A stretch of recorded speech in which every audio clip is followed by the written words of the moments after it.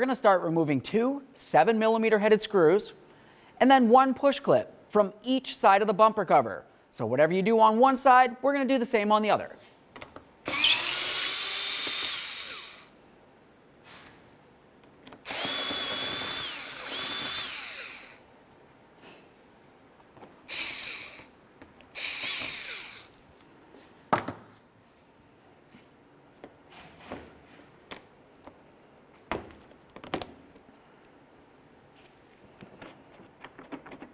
Now at this point, if you were to look along the center, there are other screws. You don't necessarily need to remove those at this point. Now that we have that out of the way, let's continue up here to these two push clips.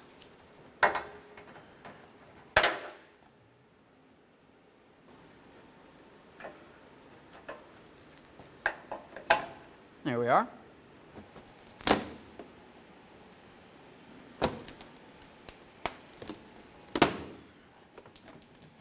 Now let's move along into the wheel well. We're going to be looking for our three 7mm headed mounting bolts. Remove all three.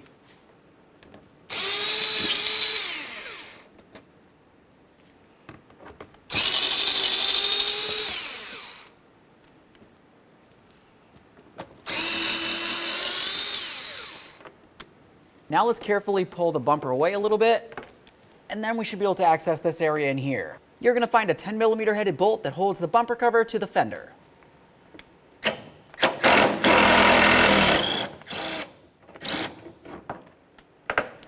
Now I can grab onto the bumper cover. I'm going to give it a little tug. There we are. And now let's do the same on the other side of the vehicle.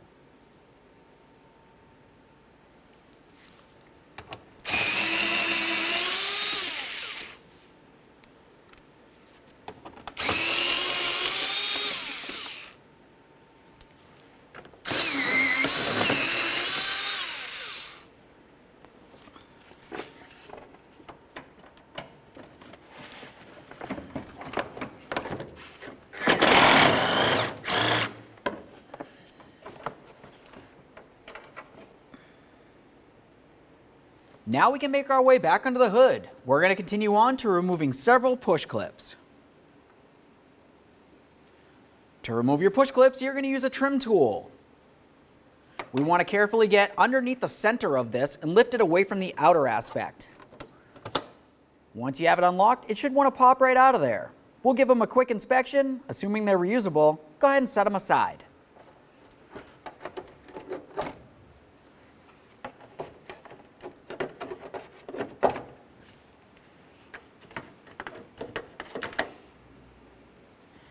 Once you have those out of there, let's continue on by carefully lifting this up, and we'll start pulling it away from the vehicle.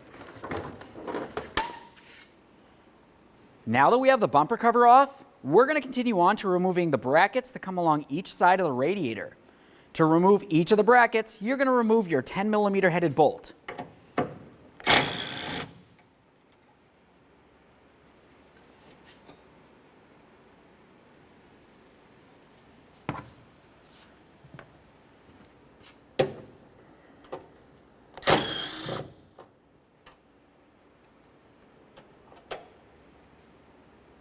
Now that we have those brackets off of there, the next thing that I always like to do is remove my driver's side headlamp assembly. To do that, we're going to remove two 10mm headed bolts.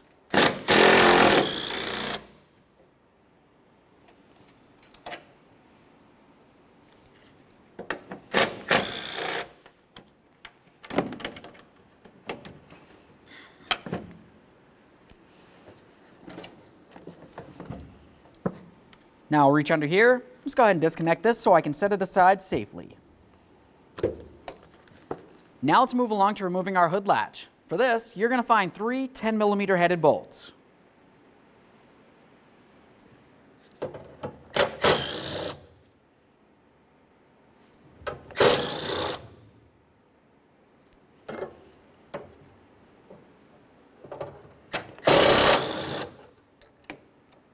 The next thing that we're going to want to do is carefully get underneath this area. I want to start lifting the radiator up and out of its support. Once we have it out of the support on either side of the vehicle, we can continue on by pulling the forward aspect away so we can access the fan.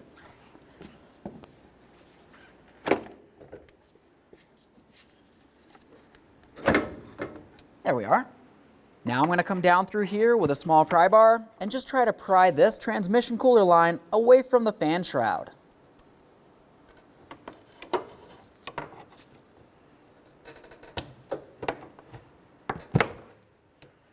Now let's move along to disconnecting the wiring. We're just going to go ahead and follow the wiring to where it connects onto the fan. I'm going to use a trim tool. I'll carefully get in between the wiring and the fan shroud itself and gently pry it away.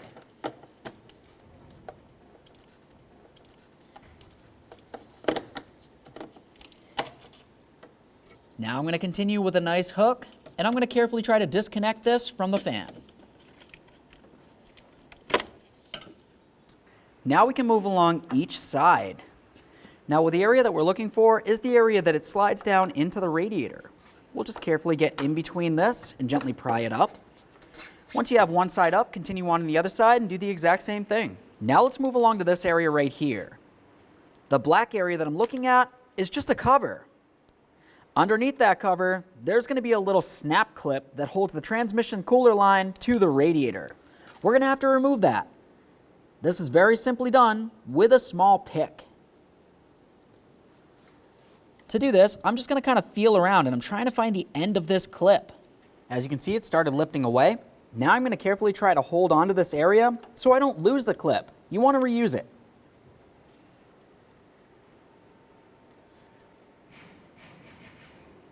We'll set this aside, grab onto that transmission cooler line, and we're going to give it a wiggle and try to remove it from the radiator. Now you're going to want to go ahead and inspect your transmission cooler line. If it looks like it's damaged or rotted in any way, now's a good time to go ahead and replace it. Let's go ahead and set that aside. Now we can grab onto this. We're going to start trying to lift this up, over, and out.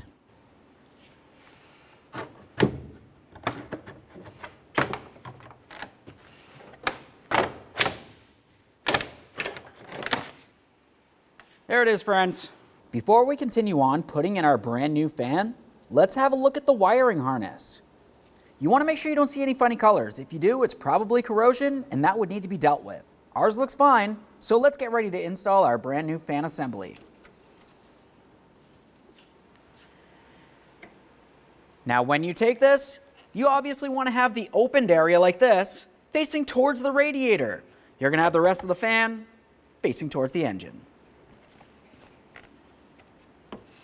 Let's carefully pull this radiator away, being very careful not to pinch our fingers or hurt ourselves in any way.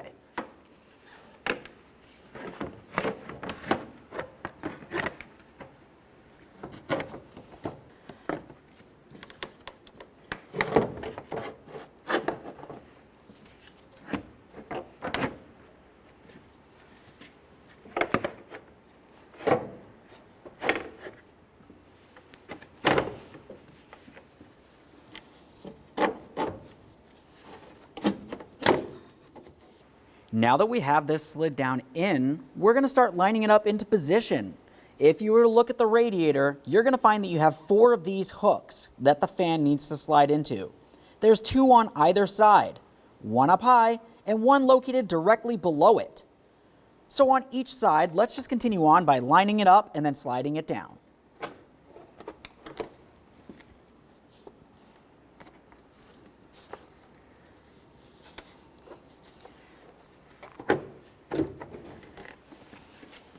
Once it's lined up, just lock it in. Give it a wiggle to make sure it's secured to the radiator. Let's go ahead and slide this back into position.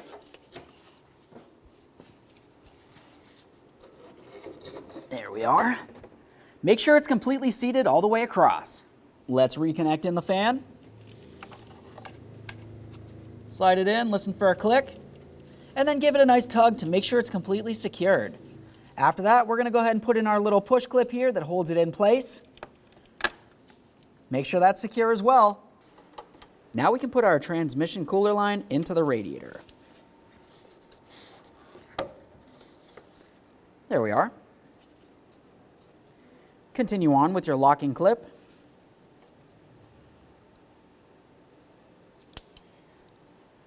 Now once you have it in there, you want to go ahead and grab onto that transmission cooler line and try to pull it out of there as hard as you can.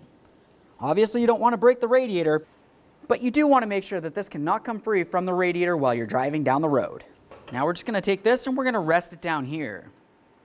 The next thing we want to do is start putting on our radiator brackets. We're just going to go ahead and slide it right over the ear of the radiator, and then we'll come up here. If you were to look at the top of the bracket, you can see you have a little piton and a bolt hole.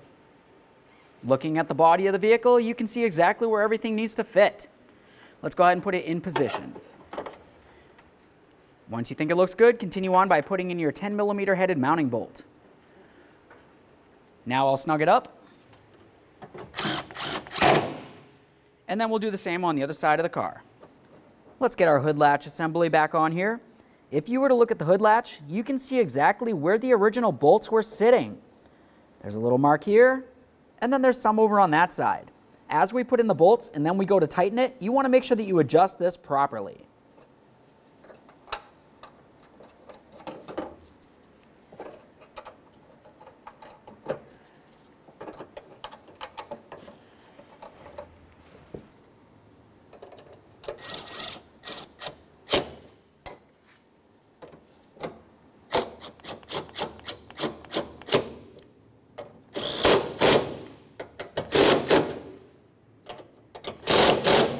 Time to reinstall our driver's side headlamp assembly. Connect that in, give it a nice tug. Now we're going to have to start sliding this in. As we slide it in, you want to pay attention to the bottom of the headlamp assembly and the bracket that it slides into. Also, along the top of the headlamp assembly, you have the 2 bolt holes that need to line up with their corresponding holes for mounting.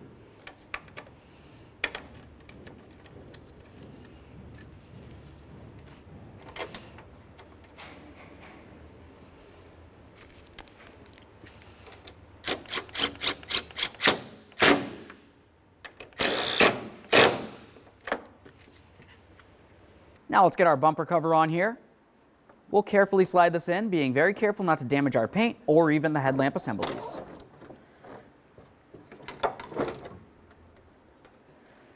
Now from up top, we can continue on with our push pins.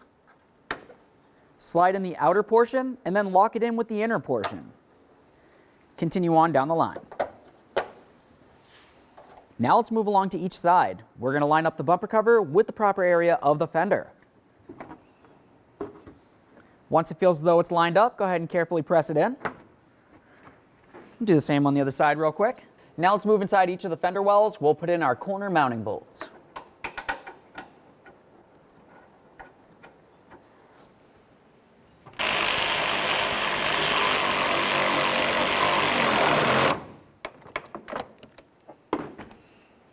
Now we can put in the rest of our mounting screws inside each fender.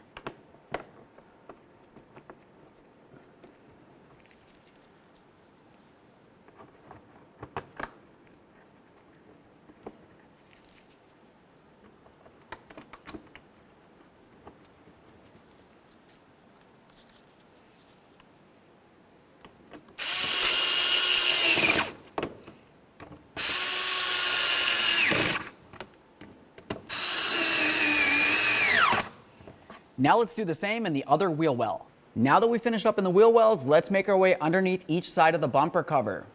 We're going to put in our 2 7mm headed screws and 1 push clip. When you do this, you want to make sure you have this area pressed into place.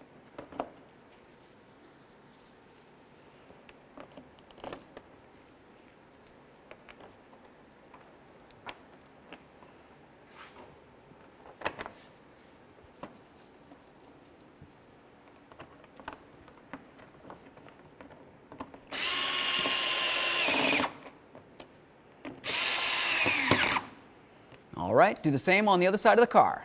Okay friends, we got our cooling fan installed. Of course at this point, you're going to want to go ahead and start up the vehicle and let it run for a little while. We want to let it get nice and hot to the point that the cooling fan turns on. Assuming the cooling fan turned on, go ahead and take it for a road test. Thanks for watching.